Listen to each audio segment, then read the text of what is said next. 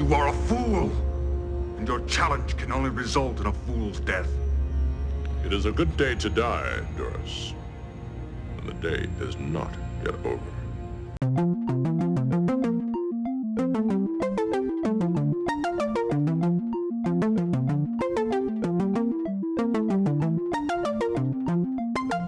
Hello everyone, welcome back to Fully Functional, a TNG podcast. I'm Maggie, joined by Jeff and Dory. Yo.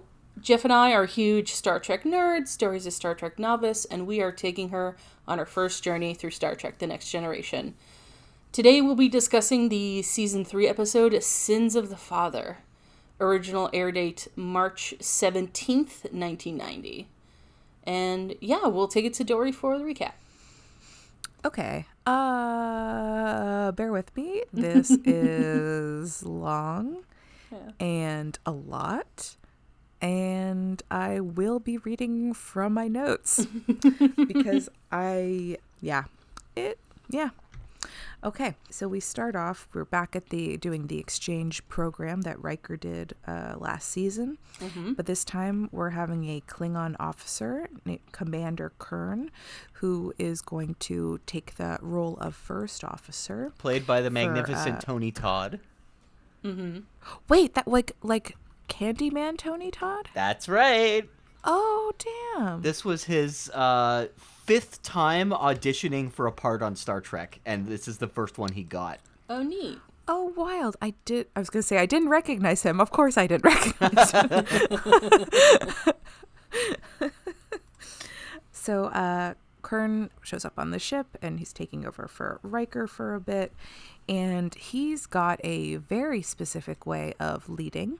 Mm-hmm. He's, very much disciplined, and first thing, so he's on the bridge, he introduces himself, and then Wes does something that I have never, related to Wes more, being yelled at while the person in authority is talking. Yeah, he's gossiping with Data, and he's like... That's literally my childhood and into my high school years of being scolded for talking when the teacher is talking. So I did get a little chuckle out of that. So yeah, Wes is chatting with Data while Kurn is talking. So then next scene, we're in 10 forward, and Riker joins Wes at a table in which he does his fun leg over the seat thing. Oh, yeah. Which was fun. And Wes doesn't think Kurn likes him. And then Geordi's like, also, fucking don't like how Kurn is doing shit also. And it turns out most of the team are not really vibing with Kurn. Yeah. Except, Worf isn't vibing, but Kurn is being very nice to Worf. Mm-hmm. So, but Kurn gives Worf positive reinforcement. Mm-hmm. Well, so Riker, to be fair, in a very condescending manner. Yes. Passive-aggressive reinforcement? I don't know, maybe. So then after, Riker gets all the complaints, he decides to try to speak to Kurn about, maybe changing up his leadership style, because he had to sort of accommodate when he went on the Klingon ship. Therefore, he might want some tips on how to deal with this crew because it's a different environment. Mm-hmm. Kurn is not interested and seriously contemplates murdering Riker. No, that's fair. That's completely fair. That makes sense. So so Riker goes with Kurn to, I guess, a cafeteria, lunchroom. I don't know if they're doing a private thing, but it's the bridge crew or just Oh no, it's like the captain's private dining room, basically. Yeah, okay. It's one of the few times we ever see so it. it's a little party room. Yeah. Okay. Well, I loved that everybody was dining together. It was cute as hell. I love seeing everybody at the table, but they basically have a food kind of buffet situation, and it is because they're basically having a special dinner because he's there. Yeah, and Kurn is surprised. Learns that they cook the food. Yeah. On the Enterprise, which he does have. He says, I think, what is my favorite line of this episode he goes, I shall try some of your burned, replicated bird meat.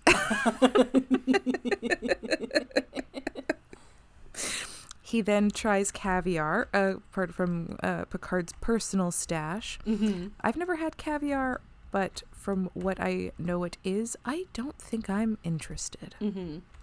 It's salty. Yeah. It's definitely like it's specific, I guess. Yeah, although to be fair, I've never had caviar necessarily offered to me, so... I mean, Anyways. I've had fish eggs. Like, I've had, like, tobiko and stuff like that. Like, that you get in, like, a Japanese restaurant, like the red ones. Okay. But I've never had, like the black caviar, like what you think of as caviar.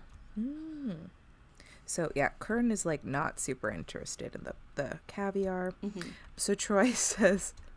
Are you adjusting to your new environment, Commander? And then Korn goes, I find the constraints a bit difficult to conform to. Just a short while ago, I had to stop myself from killing Commander Riker. But then, like, Troy laughs, but then she sort of looks around and is like, and then it sort of, like, slowly dies down. She's realizing, oh, he's not joking. Read the room, Troy. And so, yeah, they kind of, like, low-key express their not, like... Their displeasure, I guess. Yeah, they're not vibing with him, and so they try to do it in like a nice, respectful way, and Kern takes it fairly well, and he just I don't know, he kind of like brushes it off again, and he tells Geordi, I never kill anyone at the supper table, Mr. LaForge. So, like, great. Thanks, Kern. That makes everybody feel a little better. And he does comment the food is bland, and it's not like, you know, I guess flavorful enough for a Klingon. And then somebody, I don't remember who it was, but somebody's like, well, Worf likes it. And then it's just kind of like a dramatic shift to Worf. Yeah, and Geordi it's like, says that. What? Yeah. Like, wow, Geordi. Way to, like, kind of throw Worf under the bus, because Worf's just like, the fuck? Well, because Kern also replies back, and it's like, yes, it does. Like, clearly in a way that's insulting Worf. Yeah. Okay, so then Worf decides he wants to confront Kern and goes to speak with him in his room, and he's like, did I do something to offend you? Kern's like, no, you're a good officer and a good credit to the ship. It gets a little heated, and then Worf throws a chair, and then it's As one revealed does. that Worf is Kern's older brother. Which, by the way, you were super fucking right. Like, I'd like to give you points for guessing that. Yes. because I, like, when you said that, I'm like, how the fuck did she guess that? Yeah, of all things to guess. I'm doing well for, like, my track record this season for guesses. Well, I mean, okay, that's not true. This season, just in general, I've got some pretty spot on guesses recently. But yeah, I don't know. That just I think you're starting to pick up on the narrative track that Star Trek tends to take. okay. So basically, now bear with me, because this is a fuck ton, a lot of stuff. Lots of politics. Yeah, well, I'm gonna try to read this from my notes, because this I can't remember. Okay, so basically, when Kern was like barely a year old, Worf and their parents went to Khitomer Outpost, and Kern went to stay with their dad's friend whatever. Lorne, I think, or Logue. Well, it was like Lorgh. It's a Klingon name, Oh, something yeah. short. Yeah. So anyways, he went to stay with his friend. And then, like, Worf, nobody ever returned to get Kern. So they just assumed everybody died, and, like, that was sort of it. And Worf says that, like, when he was rescued from this, the Khitomer Outpost was attacked by Romulans.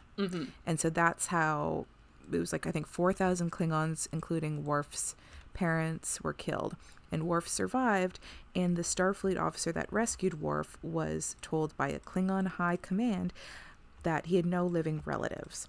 So then the dad's friend adopted Kern, like, I guess, formally, and was only told the truth when he reached the age of ascension. What age is that? Still don't know. So he asked, so Kern like specifically asked to serve on the Enterprise to see what kind of Klingon Worf is. So, okay. So now the whole deal past that is the Klingon High Council has decided that Worf and Kern's dad, Moog. Moog. Moog. Worf, son of Moog. Moog is a traitor to the Klingon Empire. And Kern tells him that he has to like issue a challenge because he's the oldest sibling. So the charges are that Moog? No, Moog. I did it again. Moog. Fuck. Yeah. It's okay. I'm just going to write huge letters. Moog. Okay. Moog. Moog. Okay, so Moog is accused of aiding and abetting a Romulan attack on the outpost. And so it's been like 20 years, which It's banned. Sorry.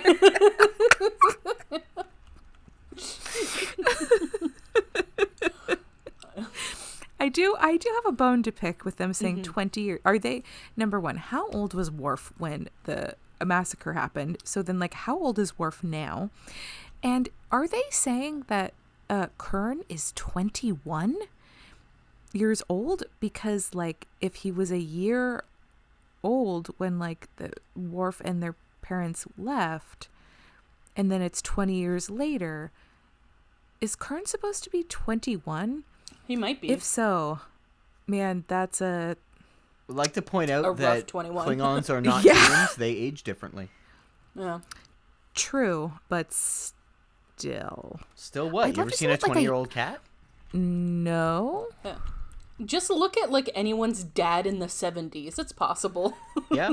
Oh, I'd like to see what like a child Klingon looks like. You'll see them 'Cause eventually. I think. Oh, cool. Okay, good. Yeah. So, but also then, like, is Worf in his 20s? How old is Worf? I think he's like in his 30s. See, then that's the thing is like, then how could he possibly, if he's What do you like mean? They age in differently. his 30s, but like how would he not remember his brother if he's like that much older than him? I don't know.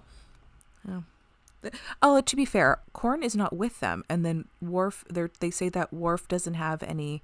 They say that he's no living relatives. Yeah. But if Worf is old enough, wouldn't he be like, why? But he wasn't with them. Well, that doesn't mean that he survived. He didn't go with them to. He might But just he not. didn't. But what? But at this point, why would he surprised to learn all this then? Well, maybe To be Worf fair, was though- like 6, so maybe Worf is like closer to 30. Like if he was 10 or something. Here's the thing. I say all this full well knowing that Star Trek timelines make absolutely no fucking sense. I know this. Yet the logistics don't make sense to me. It's like when we're trying to figure out how old Riker was when he left home. Oh yeah. So it's like, wait, it's like Riker's 30 years old? It just, Well, I like, think they yeah. explicitly say he was like 15 Oh. when he left home. Okay, I found a timeline. Worf is 26 in this episode. Okay. Really? Yeah, Worf was born in the year 2340, and this episode takes place in 2366. Wild. Huh. I just feel like, to me, Worf is like an old soul. Well, he's definitely an old soul, but we can get into that later. Okay. Yeah. So, okay. So, it's been 20 years. So, like, his parents were killed in this attack, and then the charge is being brought forward by this guy, Duras, who is the son of, his dad's name was Gerard, and Yeah. who was, like, Moog's, Moog's wait, enemy, Moog. basically. Moog. How would I spell Moog? Wait. It To is try to spelled phonetically- Mogh. Yeah, but that means truly nothing to me, because that's what I've written down also. But I keep, like, Maybe Moge. Would that spell Moog? but that's Moj. Moog. A bit capital M, lowercase o, capital G. Maybe that'll help. Moog. Moog. Okay, so yeah, the charge is being brought by Duras, whose dad is Gerard, and who's like was Moog's Wait. Moog, yeah. Yes. Yes. Moog's biggest rival. And like it basically, so if he issues the challenge, if he does like the challenge, then he can like, I guess it goes to their version of a trial. And then he can try to like clear his dad's names, or he answers for his crimes. So then Worf is like, son of Moog, son of traitor. And then he gets executed, which is like truly not the way we want to go with this. And truly is not the way that anybody wanted this to go, as we learn later. Oh, also, Worf, somebody says that like they're disgraced for 7 generations, or their family name. How does it work with Klingons and family names? Because so far everybody seems to just have a first name.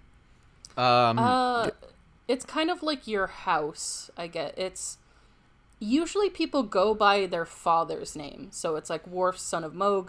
It would be Duras, son of Gerard, sort of thing. Yeah. And then everyone kind of knows your bloodlines. Yeah, and the bloodline is considered like the most. The name is from like the most senior member of the house, usually previously, but not necessarily. Sometimes it's the most senior member of the house, like because a lot of it is reputation based, and Moog has a reputation. Worf doesn't really. Yeah. Okay. So Worf then goes to speak to Picard. It's like, I'd like some time off to go deal with this. And Picard is like, absolutely not. I will come with you. Well, that's specifically because he says, if I fail in my challenge, I will be executed. Will you grant my leave? So, yeah, I'm going to go die, possibly. Yeah. Can I go now? Yeah. Aw. Okay, so Still then a very sweet gesture. Yeah.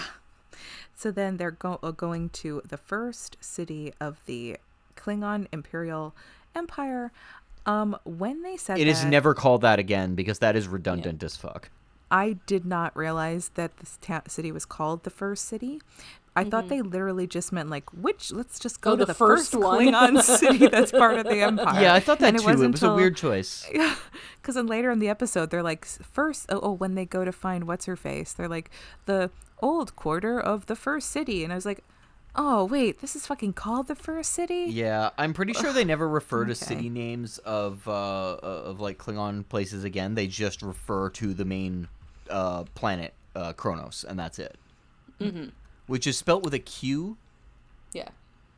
Kronos. Have they even established that it's called Kronos yet? Yeah, so they mentioned the name Kronos in this episode. But only once. Do they? Yeah, it's real weird. Oh my god, I don't even think I remember. Oh, I didn't even notice that they said that. I'm pretty sure they mention it in. I think Curran mentions it when he says where he was sent back to. Okay, so they arrive and Worf asks Kern to be his Chadich. Yeah. For the challenge, and I guess that's to like fight on his behalf. I guess. Yes. Because it sounds like it's like they are they stand the trial, but then it's like the second, I guess. But it also sounds like they're gonna fight. I don't know. Nobody fights really, but well, it says. So he says like while you're making the challenge, you are not permitted to be in combat. So if combat comes up, you need someone to fight for you. Who is your Chadich? Because initially I thought, like, is this trial by combat? Is that what we're doing? Like, I didn't realize. Okay. So then Worf tells Kern to, like, not say that they have the same dad, because then if he does, then Kern could also be held to this standard. And, like, if it's found out, then he can also be, like, up for the trial and possibly executed. Yeah. Oh, yeah. Okay, so they arrive in the city. They energize to a red hallway. So it's Kern, Worf, Picard, and Riker. And then they call the Starfleet uniform children's uniforms. Yeah. And then everybody's just fucking shouting. There's just so much fucking shouting in this scene. And then, like, Picard shouts, and it's like, you guys, the room is so small. Stop fucking shouting. Everybody can hear each other. And so then we meet... Unfortunately, that's just Klingons. Yeah. So we meet Kumpek. Kumpek is like the guy, like I guess the High Council guy. Yeah, he's essentially like, I don't think that position is called the Emperor, But he's the head of the Klingon Council, which is the government. The position is High Chancellor, I believe. Yeah. Okay. So he's the head of the government. Okay. And then we meet Doras, who's... Sorry, but his, like, forehead piece looked like you know that part on, like, the Triceratops? Oh, yeah. It looked just... With the sort of crown sort of deal. Yeah. I was like, oh, this guy's got a dinosaur-looking head. I think that's because they wanted his ridges to look very distinctive from Worf's. Oh, they definitely were. Yeah. They accomplished that. So Picard also declares his respect and admiration for Worf, and it's adorable, and it warms my heart. Yeah, it's very cute. So Doras is like, I'm challenging all this because my dad was also killed in the attack, and he then slaps Worf and snatches his chain sash. And Worf goes, "It is a good day to die, Doras, and the day is not over yet." Wait, it's not yet over. Oh, that's a good line. Yeah. So then I guess the trial bit is called the Mechba. Yeah. And so they get back, well, Picard goes back to the Enterprise and he's like, "Hey, Data, Google everything." Yeah. to do with anything to do with this whole situation. So Data is on it. And so, like, Kempek then goes to Worf and says, like, "Bro, you don't need to be here. Like, if you just ignored all this shit, nothing would have happened. Just leave now. There's, like, you don't have any dishonor. Just, like, fucking leave. Yeah. Because this is not your battle. You don't have to be here. Just go be in Starfleet and, like, go be on the Enterprise. Go do your stuff and just, like, leave now." He is very sketch about it. Yeah, it's the second this guy starts telling him that, I was like, "Oh, bro, what did you do? Yeah. Are you involved? You're obviously, like, because, like, this just seems like sketchy." So he also knew, like, Worf's dad, and so I was like, okay, that's even more sketchy. So Kern is confronted by Doras, and he's like, "I know you're, like, the brother or whatever." And then he dramatically leaves, and these guys, like, appear to, like, fight Kern and then, like, stab him. And it's a lot of new names learning over this episode.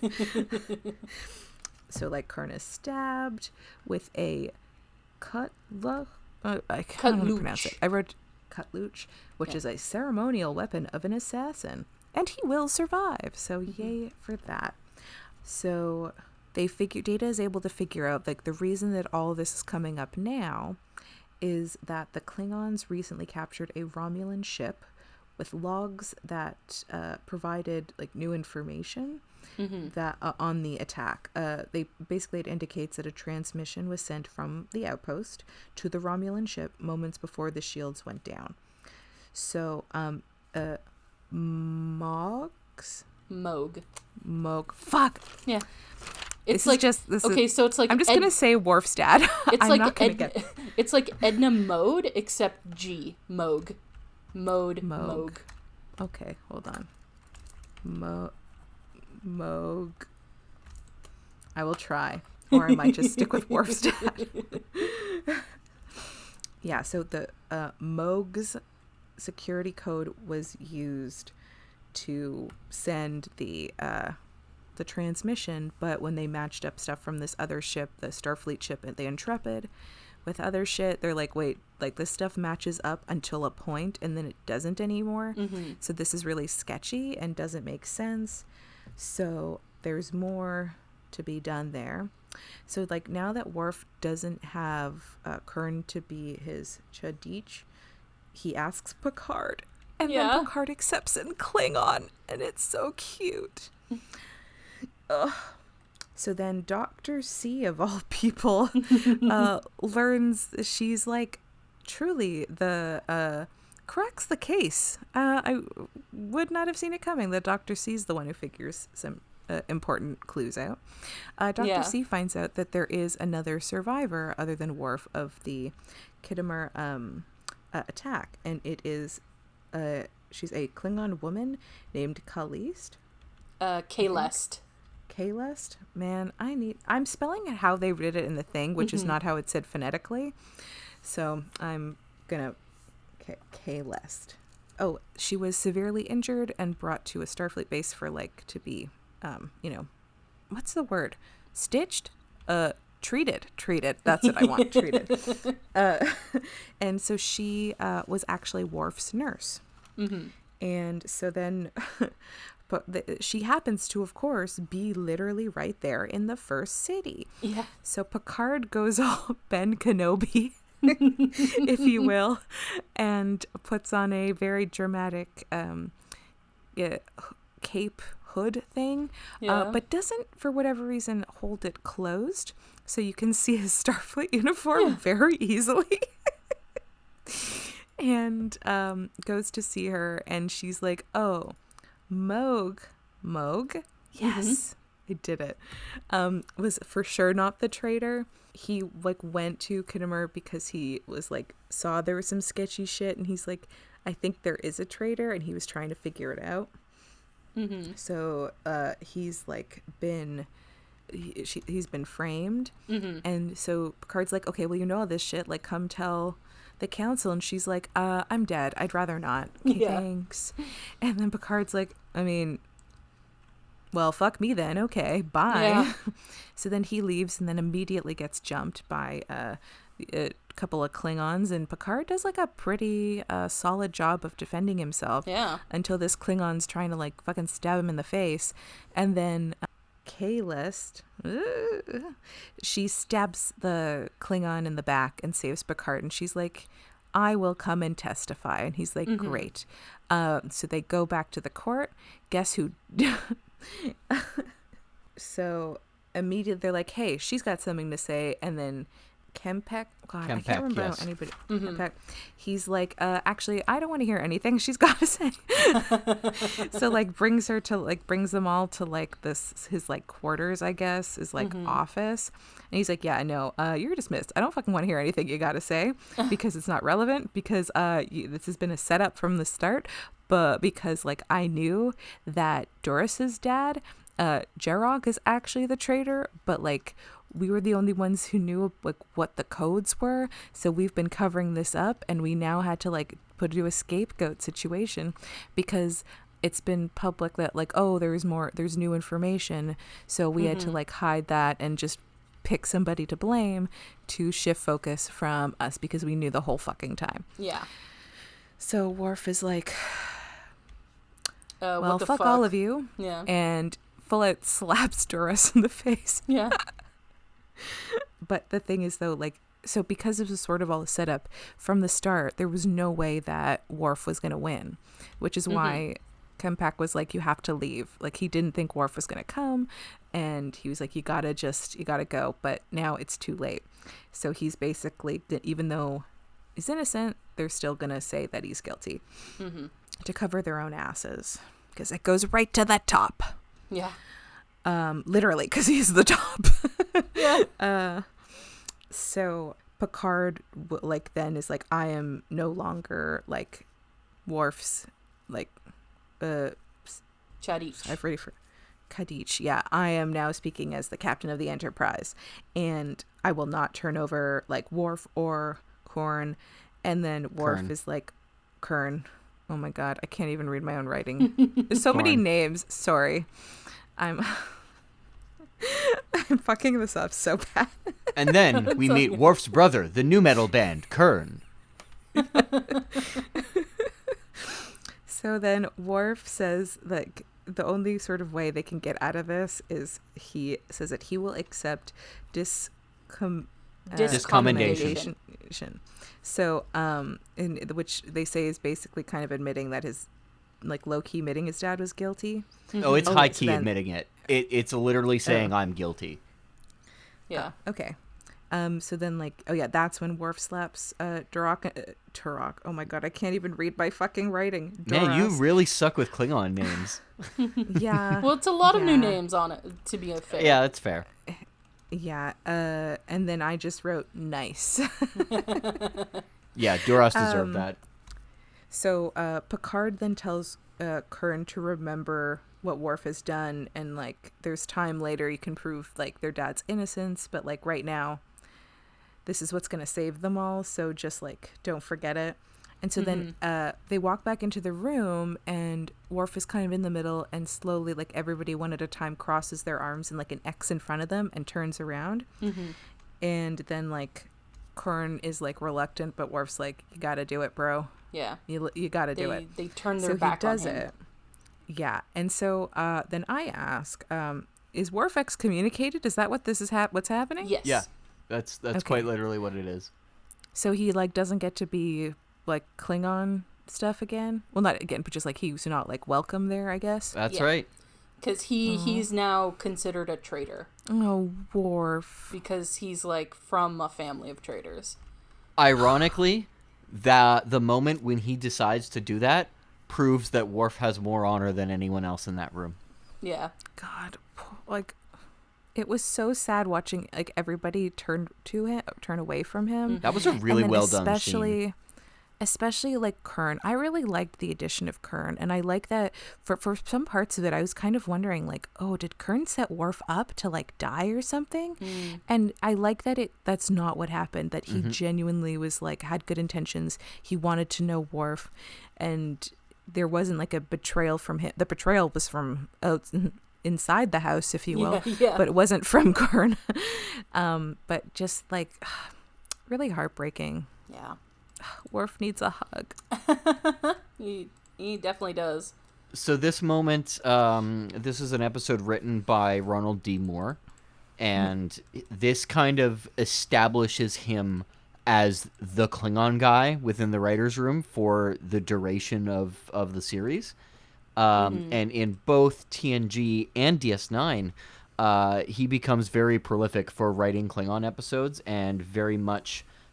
he established the tone for the way that Klingon episodes are written and even the way that Klingons are conducted in this episode, because we haven't seen the homeworld before. We haven't seen much of other Klingons yet. And now we finally have a moment where we're seeing deep into how Klingons operate, what their traditions are like, from someone other than an outsider like Worf. And we're seeing this, like, first person right there on the homeworld. And that establishes how they'll be conducted in future episodes that you'll see Klingons. So it actually remains very consistent from this episode for the duration of the series. I quite like this episode. I liked learning about, like, the more Klingon stuff, even though I struggle with the names. That's fair. There was just a lot of new names this episode. Yes, there was. But I liked learning about it. I liked learning the customs. And I do find it really interesting of, like, the hardcore irony of, like, it's all about honor, but then they, like, all these people just, like, were totally fine with fucking over somebody else's honor to, like, keep theirs. Yeah. It's truly wild. But, like, they still don't see that, like, that alone, like, would already diminish their honor because they're pulling this shit. So it's a bit of it's a mental gymnastics, but it makes sense. I want to bring up a point that I can't take credit for, unfortunately. The credit for this observation goes to SF Debris, who is a lovely video analyst of Star Trek episodes. And he pointed out something about the way that Worf is conducted throughout Star Trek. He actually pointed this out for a much later episode, but it is consistent with this one in that there seem to be two types of honor within the Klingon Empire. There is an outward, like, this is a reputation system of honor that all of the other Klingons seem to abide by. And then there is Worf's internal, this is my true, like, belief in... Yeah, these are my values. Yeah. This is my moral code. Yeah, and it does, especially in this episode, ironically, make Worf the more honorable of them. And I really appreciate that. Yeah, it's interesting because it also speaks to people who are, like, I think it speaks to immigrants and people who maybe feel, like, disconnected from their culture and stuff, because a lot of times, like, people who are, like, for example, like, don't live in the country of their, like, ethnic origin, they have this view of their culture in sort of, like, a time freeze. You know? Yes. They don't really, because they're separated from it, they didn't really evolve along with that country or like with that culture. Yep. So I feel like it's kind of the same for Worf, where he has an idealized view of his culture, I believe. Yeah, I very much agree with that.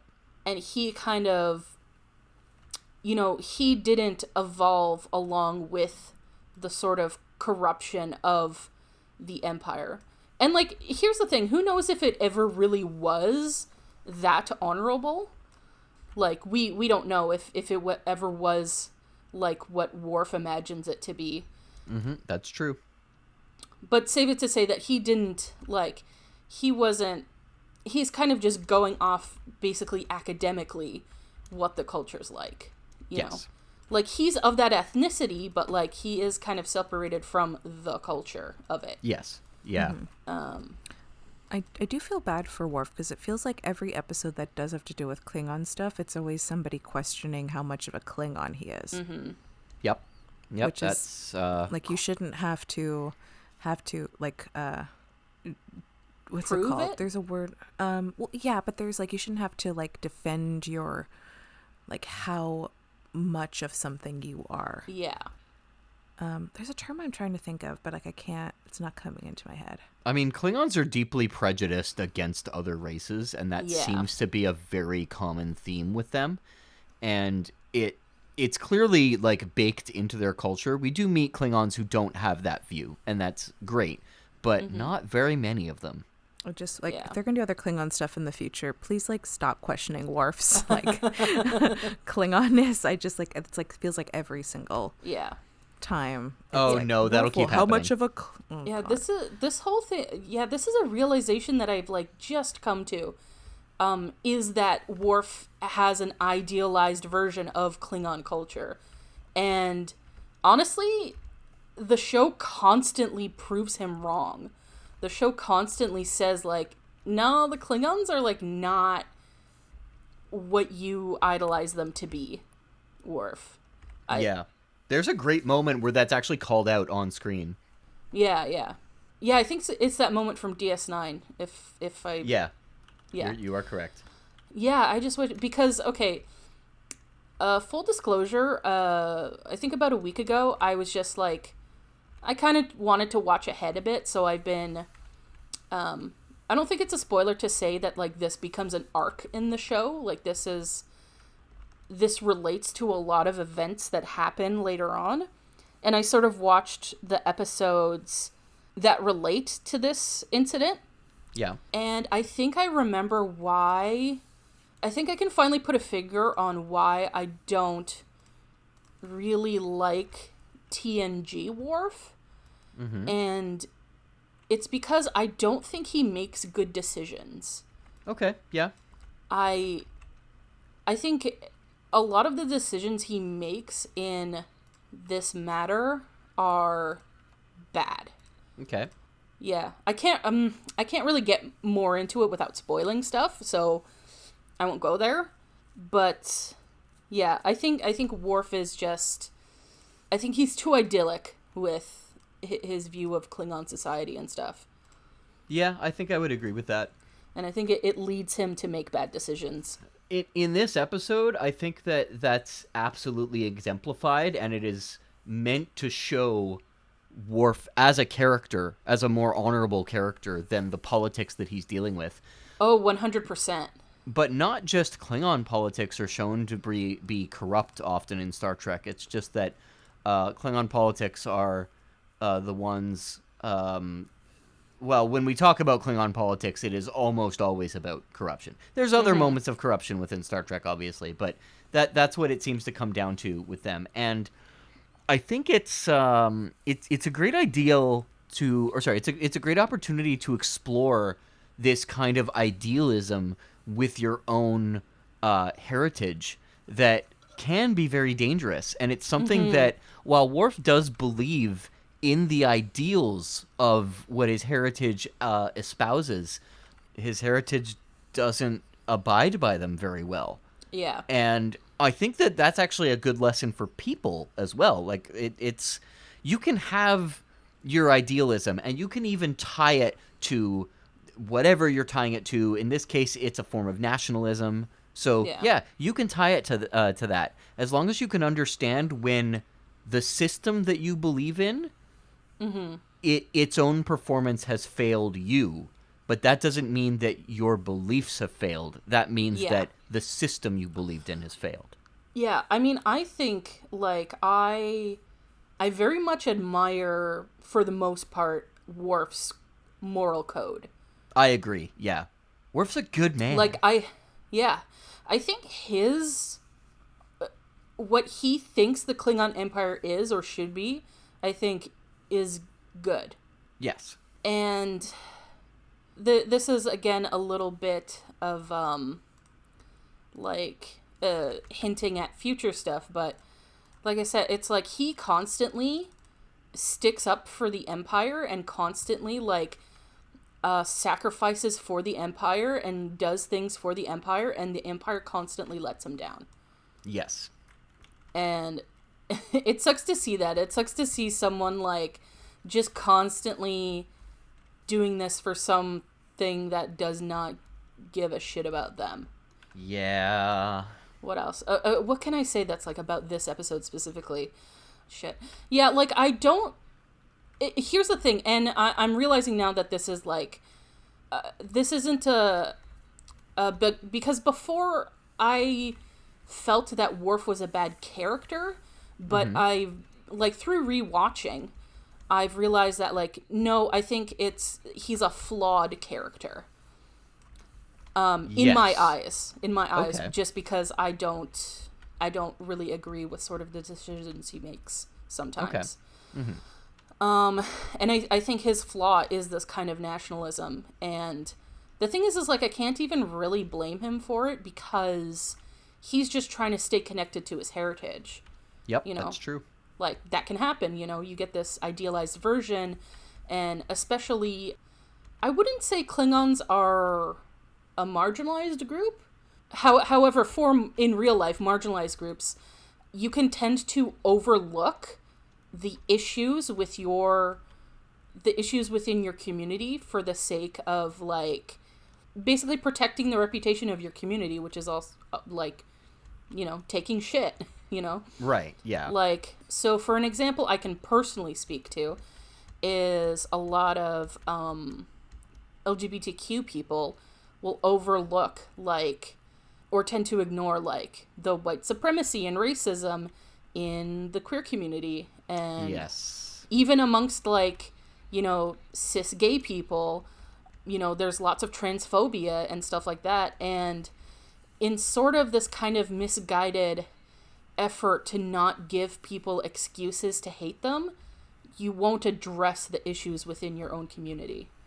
So, to me, this kind of scene, I think Worf later, he tries to fix what's going on in the Empire, but I think in this episode, it's more like he's just kind of covering up the mistakes of the Empire. Because he's just, like, the reason they don't want to reveal the truth is because Duras is, like, the family's really powerful, and it would upset a lot of people, you know? Well, they do flat out say it would start a civil war, which seems to be a very common thing with Klingons. Yeah. So Worf is just like, okay, I'll do this for the Empire, rather than addressing the problem that, like, someone can cover up this treachery just because they have a powerful family. Like, rather than trying to fix that issue, he's like, okay, I'm going to play into it. Like, yep. I'm going to sacrifice myself for the good of the Empire. I mean, but also, like, he does also do it to protect his brother. Yeah, because, like, if he didn't do this, then Kern would also be held responsible and labeled as a traitor and executed as well. So it was sort of like, it's not the greatest plan, but it's a way that will allow him to live and will allow Kern to live. So it gives him second chance, you know, something can be fixed in the future, but... Yeah, you're definitely correct about that. I did kind of forget that aspect, that in this episode, that he's trying to protect protect Kern from being executed. So that's a very good point. I just kind of got caught up with Worf's character as a whole, and like what I know about the whole series and stuff. So I needed to be grounded back. Yeah, sorry. I love Worf. I enjoy the hell out of him, and I guess because he didn't grow up with like in the Klingon Empire, I can understand the way he has like such an idealized view of everything, because he doesn't I mean, up until now, he doesn't have to like see the corruption up close until he's finally faced with it. And I think like when Compaq was like telling him leave, I don't think it occurred to Worf that like, oh, it's because he's going to be fucked. I think he thought like he genuinely had a chance for like the fair trial, and this guy's just telling him to run because it's like trying to fuck up his like honor, whatever. And I think like I mean, I kind of know just from like what you have said now, but like I would have, if I didn't know this, I would have been like, I hope that he would maybe like, you know, have some of that idealism taken away because of just the like surprise. It's not everything it's cracked up to be, because he didn't grow up with it. So like, I suppose if he was old enough to like, so if he was 6 years old, he would have grown up with like, as a child, the good parts of Klingon culture, and everything would have like, and from like a kid's point of view, the stuff you remember is always so much better than it actually was. So I can understand the way he sees it like that, and like that's the way he had as a kid, and maybe it's like also that idealized version is a way to idealize his family. But like, I would hope that, you know, because I love myself character development, that like this would sort of be like a turning point of like, well, the snow globe has been cracked. I don't know why that is that to be. He does eventually. Well, that's good, because to just like keep going like this is not, it's not helpful to anybody, and because he's just going to keep setting himself up for bad shit, and then to be surprised that everything is fucked. Like, where does that get anybody? I think what Worf truly believes in after this episode is not even necessarily the institution of the Empire itself, as much as the legend of the Klingon Empire, because Worf is extremely connected to the mythology of the Klingon Empire, and his pride is very much based in not just who he is as a human being, well, as a person, but who Klingons are by reputation. And I think he's actually far more interested in protecting the legend of what Klingons are in that case. Because there's many times when, like, civil war is inevitable, and he ends up making a decision throughout the series, because of course it's always civil war is inevitable with the Klingons. He ends up making a decision on behalf of protecting the Empire, and not protecting the bureaucrats or the politicians who are ruining things. He routinely displays that they are not the ones he wants to protect. Yeah. And he even flat out states to many of them, no, you are absolutely wrong, and you deserve for this to go wrong. However, the rest of the Klingon people do not deserve it. Yeah. I think, like, I think, Dory, like, your hope, I think that is a thing that happens with this episode, in that, like, this episode kind of breaks the spell of at least the ruling forces of the Empire, that they are noble. I think it kind of it dispels that idea for Worf. I still think, like, in future he makes some decisions that I don't agree with, and I think are too idealistic, I guess. Not that that's necessarily a bad thing, but just, like, I don't know. I'm just like, you're not thinking this through. At least, like, and here's the thing, that's not objective. That's just how I feel about it. So, yeah. I also, something occurred to me, just thinking of, like, what you were saying before about, you know, talking talking about like ethnic minorities before, of just like you can overlook shit. It also just made me think of like the way that groups are then clumped together to be blamed for one shitty person. Mm-hmm. So like I can understand also with like why Worf it has like, I don't know if he's necessarily considered like defended Klingons specific, like the individual people, Mm-hmm. but he'll defend the larger thing because like, or he'll get defensive over stuff because like that's still part of it, it's still something that's part of him, even though people aren't critiquing him personally. Yeah.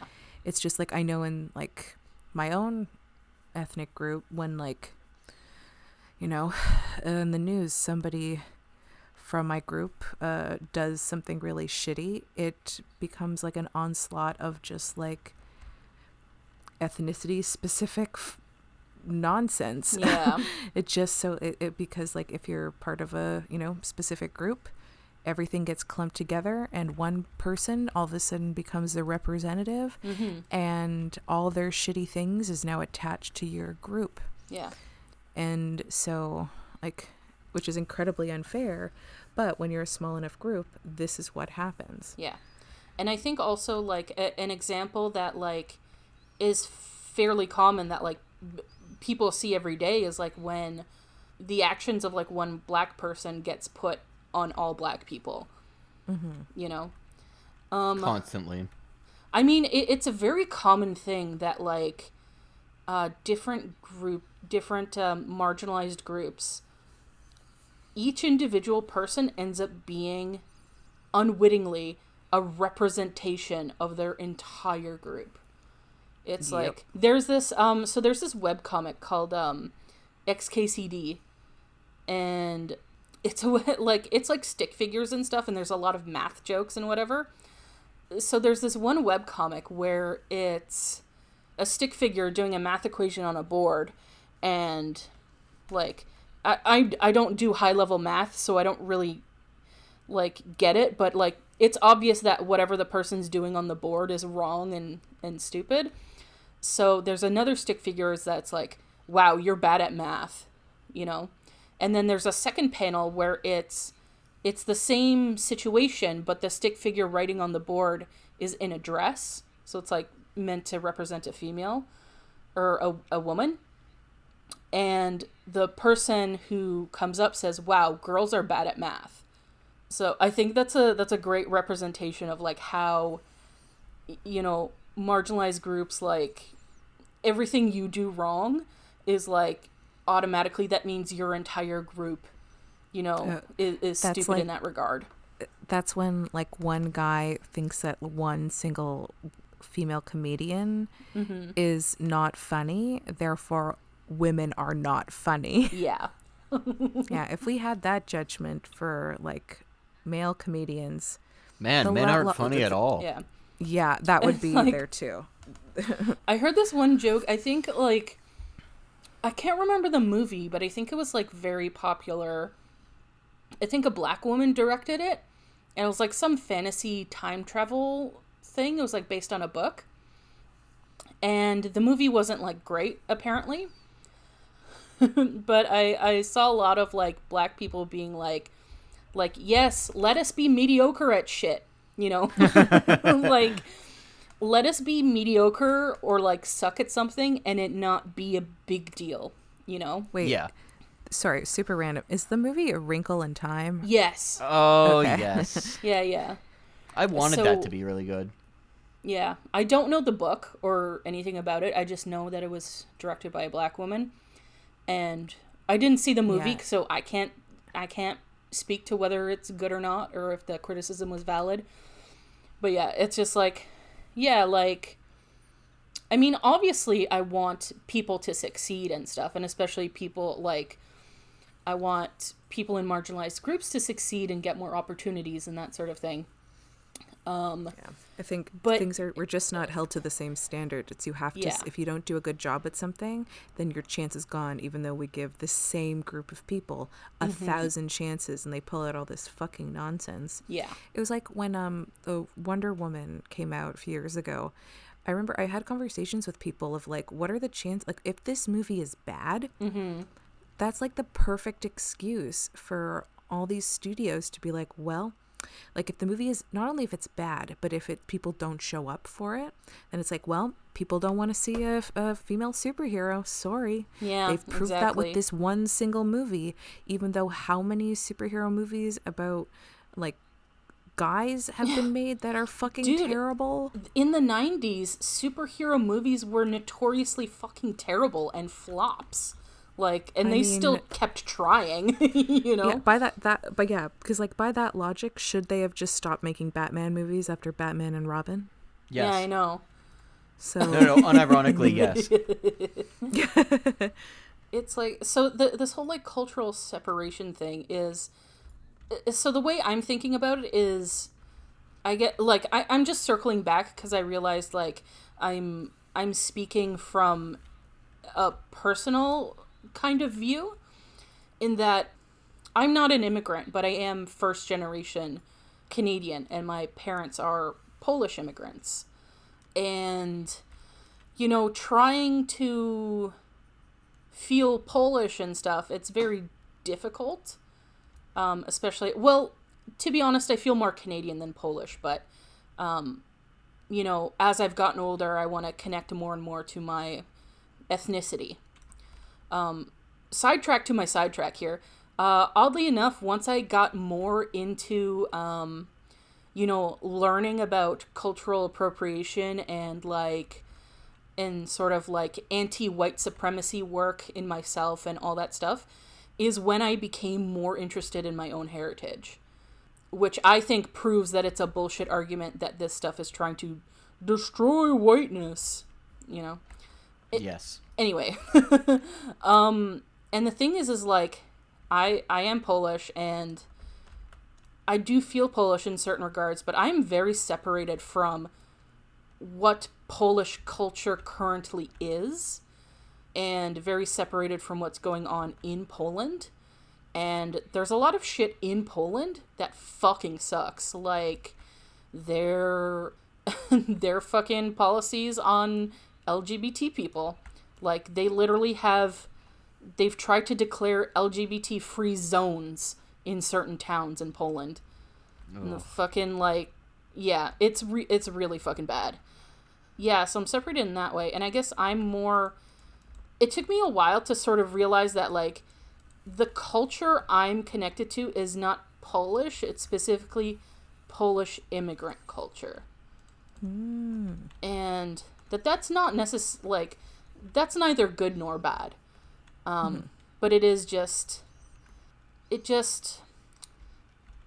don't know. I don't know if I'm making a coherent point here, but it's just, No, it makes sense. It's kind of like just an interesting thing to, like, when you're trying to connect with more of your ethnicity and heritage to realize, like, and just be so separate from it. You know? I mean, yeah, I mean, with my family, my ethnicity is in a complete whole different category, but like my family is from, you know, Russia, like Eastern Europe, and everybody came to Canada as refugees in like the early 20th century, and so I'm third generation Canadian, and I have no emotional connection to any of the countries that my, like, you know, because it's my great-grandparents who came here. My grandparents were all born in Canada, but I have zero connection to any of the places that they're from. Nothing with the languages, but my ethnicity is like a whole other deal. That's what sort of keeps like my ancestral identity together, is that, not the countries that my family's from. Yeah. And I think people forget sometimes that other countries also have multiple ethnicities in them. Yes. So that can also like create like unique experiences and stuff with people. Yeah, that's why I say I'm like I'm an ethnically ambiguous white girl, because you don't know what my background is, and I'm not gonna tell you. But I get lots of guesses from all over Europe. Yeah. I've gotten Portuguese. I've gotten Italian. I've gotten Polish. I get Russian. I get all over the fucking continent. Mm-hmm. But I'm not gonna tell you. All the best looking countries. Because it's all wrong. None of, like, well, that's a funny thing is, like, it's all wrong. Like, regardless of where it's from, it's nothing to do with my ethnicity. So keep guessing, bitch. You're never gonna get it. Ha ha ha ha ha. Because you could hate crime me if I tell you. Yeah. Yeah. Yeah. That's that's a thing that's different from me, is that, like, I'm not visually very different from other Canadians. Like, I'm white, basically, and I look white. In North America, there isn't really, like, as much of a Slavic prejudice as there is in Europe. So it's like I'm pretty privileged over here, but it is weird to be in that, like, kind of gray area, I guess, where sorry, this is just bringing up a whole nother conversation in my head, where it's like this whole idea of whiteness is, like, bullshit, and it involves, this whole idea in whiteness basically involves giving up your heritage and culture and ethnicity. Because I feel like a lot of white people appropriate because they have no culture, because they've lost connection with their roots, like, in that way. So that's why I'm trying to, like, actually, get more in touch with the culture I am a part of. Yeah, that makes sense. Yeah. Anyway, that's a whole nother thing. Like, we got off the rails on this one. Yes. Yeah. I mean, here's the thing. Technically, it is still related because we're talking about identity, right? And which is something that, like, Worf has. Yeah, that's a big part of his character. Yeah. So we didn't go that far sidetracked. Still relevant. But yeah, in relation to this episode, I liked it. I like this episode a lot. Yes, me too. I always quite enjoy the Klingon episodes, just because I like the politics of it. I kind of liked the this political atmosphere. Intrigue. Yeah, this political intrigue and this atmosphere that Ronald D. Moore created. That's my word vomit for the episode. All right, so let's move on to moments and lines. Yes. I love when everybody ate together in the dining room, the captain dining room, whatever it's called. The captain's mess, I think, is the official name. Okay. That's what Riker Yeah, it's a calls real it. mess if you think about it. I like that Kern seriously thought about killing Riker because Riker had a suggestion for him. My favorite line. We did get Riker's leg over the chair, which I love. But my favorite line is definitely Kern saying, "I shall try some of your burned, replicated bird meat." Yeah. Oh, and also, did you notice that he grabs one of the flowers onto his plate? Oh no, I didn't notice that. So he grabbed like one of the because he doesn't know what's edible and what's not. So he grabbed one of the flowers that was there for decoration and put it on his plate. Oh, that's great. I enjoyed Kern. I thought he was like a nice addition. Yeah. I hope we see him again, but I'm not going to have like high hopes for it though. Well, we'll have to keep That's watching fair. to find out. Yep. This episode has, I think, one of my favorite moments/lines in the series. It's when they're in council chambers and Worf reveals that he's now Worf's Chedich. You mean Picard reveals. You said Worf reveals. Oh, yeah, sorry. Yeah, Picard reveals that he's Worf's Chedich. And Duras comes up to him and it's like, you must be ready to fight something Starfleet does not teach you. And then Picard responds with my favorite line ever. You may test that assumption at your convenience. fuck around and find out. Yeah, I was just gonna say, Picard really just said, in a classy way, fuck around and find out. And I love that moment so much. I was going to pick that as my favorite moment, but I guess I can't now. So you know what? I have nothing to say. Fuck you. Fuck this podcast. I quit. No. Good shit, Maggie. Good shit. Yeah. I also absolutely love that moment. It just it's almost chilling the way that he delivers it, but in like a cool, suave way. Yeah, because he's so like, he has such a quiet calm as he's saying it. I love it. It's one of my favorite moments in the series. Picard's a badass. Oh, though I do like that. What's her name? Kaelest is a. She has the worst name ever chosen for this series, considering the shit that they do later on. But she's like a girl boss, and I'm kind of into it. Yeah. The fact that she literally shuts down the Klingon High Chancellor with just like, nah, I could do better than you. Yeah. So, with that, we should move on to predictions for the next episode. So, Nice. So the next episode is called Allegiance. Oh boy. And your hint for this episode is that Picard gets kidnapped and a imposter runs amok on the Enterprise. Oh. Mm-hmm. Okay, so obviously it's imposter Picard, I would assume, right? You can assume that. We can't tell you anything. Okay. So the Enterprise goes to a new planet that possibly ends in the number 4. And okay, maybe the people there, they need something from the Enterprise, but they ask Picard, but maybe it's like too big of a thing, or they're asking for something that he doesn't have the authority to give, or it's just like not practical, or it's just like it's got to be like an extreme reason why he won't do it, or like it's dangerous, like they're just asking for something that like he just cannot give them. So they're like, what if maybe they've got some power where they can like shapeshift. Maybe it's shapeshifters, and they decide, well, you know what, they need this thing. Maybe they need it to live, because maybe if they're shapeshifters, then they need certain kinds of like maybe nutrition, or they need something specific, like whether it's some kind of like energy stone, like nutrition, I don't know, something specific. And they're like, well, we need to get this or we'll die.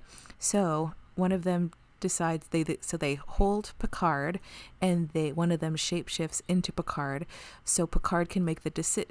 So this fake Picard can be like, we're gonna go get this thing for these people, and everybody's like, what? Okay. And obviously, because it's not real Picard, there's going to be some shenanigans where he acts out of character, and people are like, wait, what?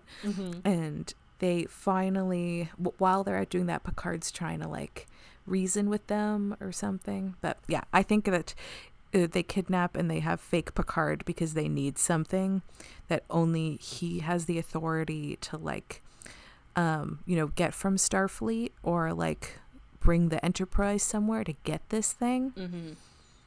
Yeah, that's what I'm going with. Okay, cool. Can I request one thing?